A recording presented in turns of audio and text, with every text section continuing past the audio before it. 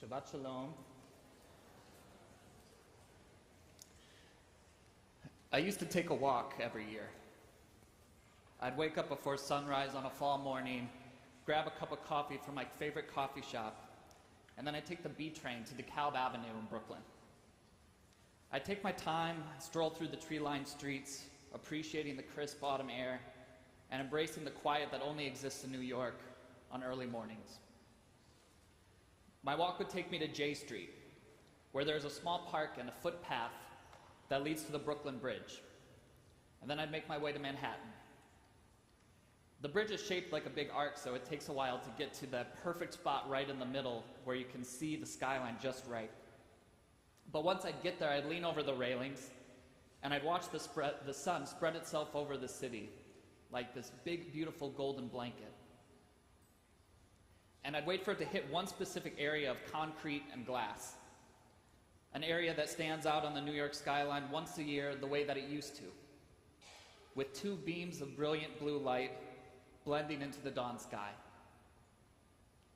At just the right moment, when the light of the sun meets the light of the tribute, there's this incredible explosion of color, a collision between God and man.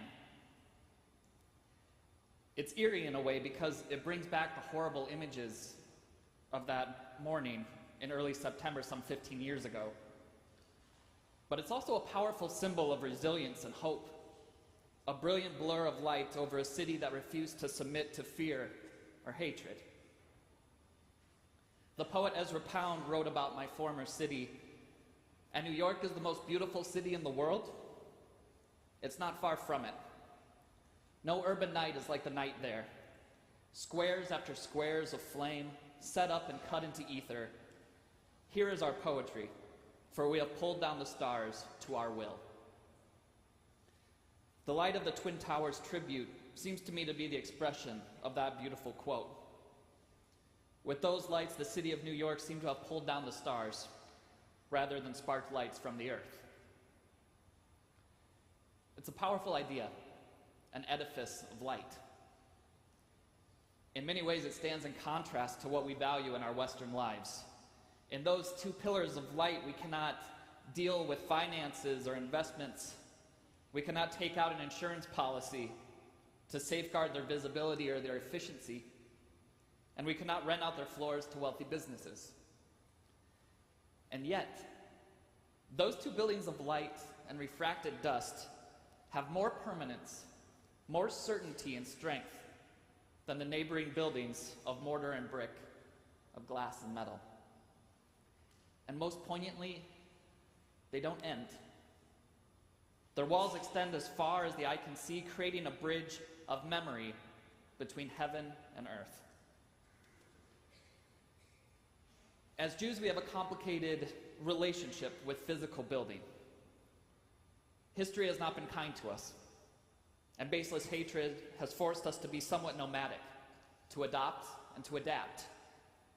The Torah reminds us repeatedly to tear down foreign altars, edifices, and trees, and to never make anything similar of our own. When the temple was constructed in Jerusalem, it was said to be the most beautiful construction in the entire world. But that didn't keep it from changing hands countless times and to being decimated twice. That's why it's a bit surprising that in our parasha this week we read the following lines.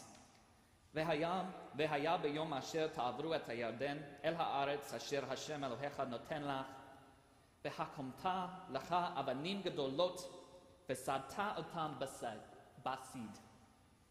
And it will be on the day that you cross the Jordan to the land of the Lord your God has given you, that you shall set up for yourself huge stones, and you will plaster them with lime. And you shall write upon them all the words of this Torah, in order that you may come to the land which the Lord your God has given you, a land flowing with milk and with honey. As the Israelites transition from the transience of the desert to the seeming permanence of the promised land, they are asked to mark the moment with a physical construction of stone embossed with the words of Torah. If they ever did so, is a question that we simply don't have the answer to. But I'd like for us to ask what the true intention of this commandment is. Is the important element here the stone pillars, the shaping and molding of rock to stand out from the earth? Or are these stones a reminder of a different kind of building? One that transcends hammers and chisels, one that brings the stars down to earth. If these stones were ever built, they have been lost to history. The words inscribed on those stones, however, light up this world like those two beams of light in Lower Manhattan light up the city of New York. From the day the Torah was given, the people of Israel have set out to build a palace of light, a sanctuary of goodness, of peace, of hope, and wisdom that cannot be created with ropes and levees, but only with words and deed, the coming together of people to share in the sounds of the divine. We in this congregation are tasked with the continuation of that holy construction, and we do so through the many faces of Torah, whether it be on a Shabbat morning to pray, on a Sunday morning or Tuesday afternoon to surround our children with the wisdom of our ancestors, or on a Monday night in the Beit Midrash to study together the limitless floors of our great palace, built and continuing to be built by rabbis, philosophers, poets, and dreamers. When I'm in our shul, when I'm here at Shari Tzedek, I am constantly reminded of the commandment of our parsha to build with the words of Torah, to build with light.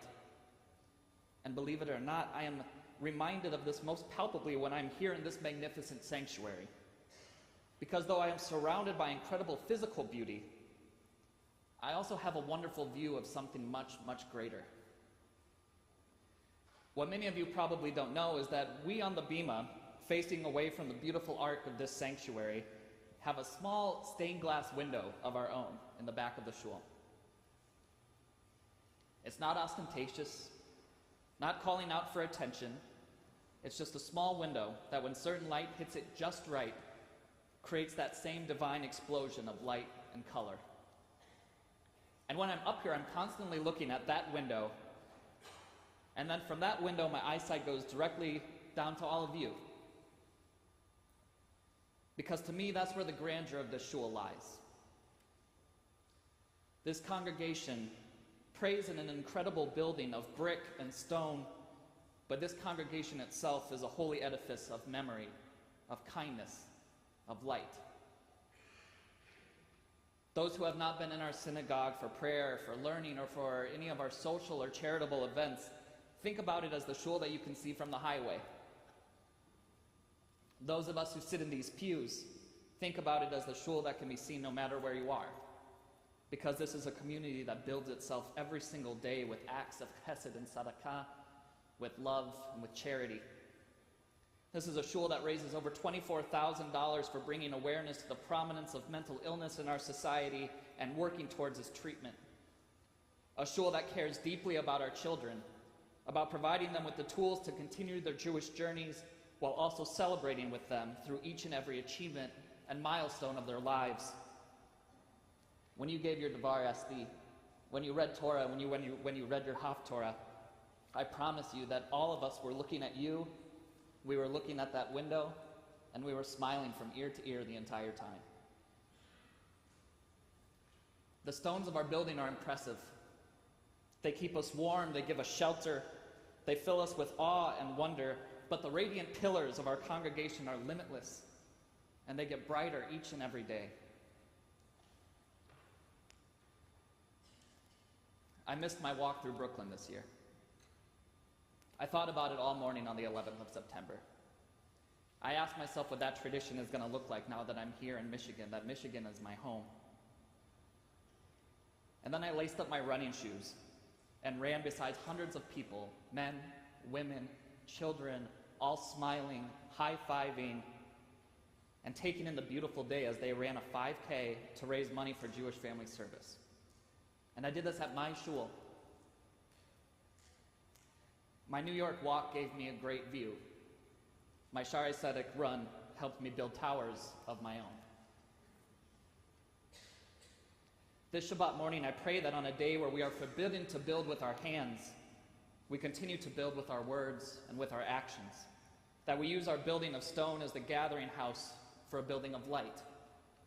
May each of us take the opportunity to celebrate with our bat mitzvah, to pray with thanks and gratitude as we are surrounded by the warmth and support of this community, to study and learn together, and to do everything for the sake of making this world a little bit brighter, that we may lift up our hearts while pulling down the stars.